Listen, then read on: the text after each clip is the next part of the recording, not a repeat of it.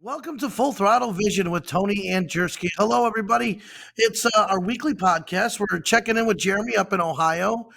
Of course, it's summer. It's winter time. What's the temperature up there today, Jersky? It's 35 right now. 35. That's nice and cold.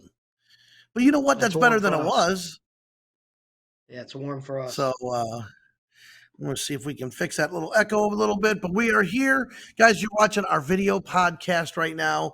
And we do this weekly. We're talking with Jersky. This week, we're going to bring on two people. We're going to talk, before we bring them on, we'll talk with Jersky for a second. But we're talking MMA fighting and stuff like that. What do you think about MMA fighting? Because you're a dad of a boy. I grew up with, I raised girls. You got a boy who's actually wrestling right now. And Oh wrestling yeah, kind my of son moves to this wrestles. MMA fighting kind of thing. How do you feel about MMA and wrestling? And would you let your kid get involved? Well, wrestling's a big part of MMA. That's a lot of ground game and submissions and holds and shit. You know what I'm saying? But yeah, if my kid ever wanted to get into MMA, I'd support him 100%. He's a junior. He wrestles JV and varsity for his high school and shit. And out of watching all You're the not afraid sports of I him go getting to, hurt? man, nah, he's already folded a finger back a couple times. We had to pop it out during the thing, but no, no, he's my little meatball. He's tough. It's something he wants to do. I support him, 100%. All right, But yeah, it's a good question. he, yeah. So I mean, my thing is, I gotta imagine that boxing isn't something younger kids are getting into until probably like after high school, and then you got to think that wrestling has got to be part of that. And then tough kids are tough kids, they probably just going to fight, you know what I mean? So wrestling in high school, I would imagine, pushes a lot of these kids to that boxing, MMA, kickboxing next step. Jeremy, we're going to bring in our other two people we're talking to. We're talking with Nico Brown from Nico Brown Promotions and Brandon. So I see that. Let's go, Brandon. And Brandon's with Vigilant MMA. How's it going, guys? All good, all good. How's it Well, going, Brandon's got a gentlemen? little bit of a delay. Yep, there he is. Um, we have something coming up, and if we can bring up the picture of the Gill Dog 2 fights, it is February 3rd. This is a meeting between us three companies. You can see it right there. You have Vigilant MMA with Brandon. You got Nico Brown Productions, Full Throttle Magazine, and we're doing it at Gill Dogs. We did the first one, and let's let Nico talk about the first one. Then we'll get Brandon to talk about what's coming up. Nico, tell us about the first fights that we did at Gill Dogs and how that turned out. Oh, it was an awesome turnout. I think we did at least 500-600 people out there. Everybody had a great time. We had about 8 or 9 fights, awesome fights. There was not one boring fight on the card, and that's very hard to do at any level. And whether you come to the show or you watch it on pay-per-view, you won't be disappointed. True that. Now we're going to have a very high end pay per view this time to watch it. I was able to do the stage announcing, and I think Charlie and I are going to kind of go back and forth with that this time for Gill Dog 2. So we're going to have Charlie help us out with the staging because there was a lot of running back and forth. I want to kind of enjoy it a little bit too. Brandon, tell us about what's coming up for Gill Dog 2. And like he said, we had 8 or 9 fights. This card is off the hook. Tell us about Vigilant MMA and what we got going on for Gill Dog 2.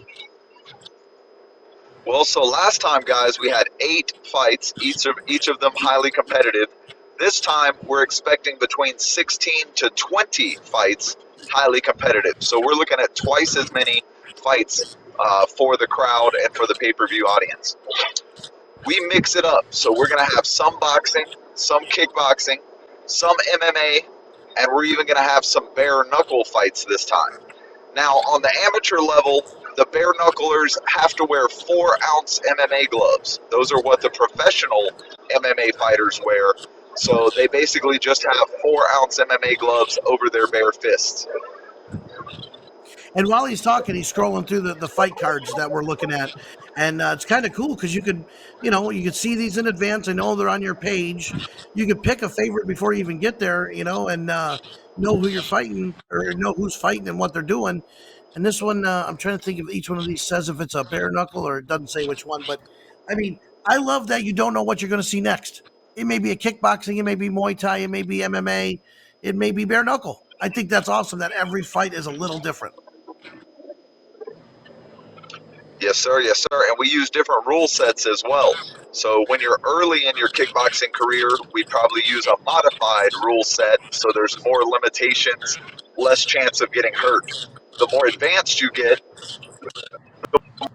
more rules and more Uh-oh. for violence. So we're fighting And we've the got a internet lot of here that real quick. lined up There on he this is. next show. Now it's super exciting because Nico and I kind of got together. We're both promotion people, and we always said, "Man, we want to get involved with fighting and boxing." And we've talked about this, Nico, probably 10 times before we met Brandon. Absolutely. And then we run into Brandon, and we went to an event down in God, where was that? That was far, Fort Fort Myers, Myers. Yeah. Fort Fort Myers, or something Myers. like that. And that was a great fight with that. A really cool Coliseum, old school. That was a lot of fun. Jersey, have you been to any amateur fights before? They usually throw them up here in like hotels and shit. Like there'll be a big hotel party, catered food and shit like that, and there'll be a couple like that. But no, I never been to nothing with as many bouts as he's talking about, like all them, 16, 20 something. Now this is like probably like six at the most, 6 fights, 6 cards for the night. Now I know you used to go to Foxy Boxing, and that was something that they would do in the bars, right? That was just amateur, whatever drunk people get in there and beat the hell out of each other, right? Yeah, originally started to get a bunch of half naked drunk bitches up there bathing suits and shit and swimming pools and beating the shit out of each other. And then nobody did it no more. So then the guys started going up there and they started doing it. And that shit went on probably about for 4 or 5 years. And then now they can't do it no more due to some kind of insurance shit and something Oh else. yeah. But yeah, it was kind of cool. Brandon, I didn't see a girl fight on this card. Is there a ladies fight on this card? No, there's not, man. It's so hard to get Damn. girls committed to competing. And unfortunately, in the Listen, we're past, men. It's hard to we've get had women a to do anything. Let's face it. We know this, all right? It's hard to get women to do anything, much less commit to a fight, you know?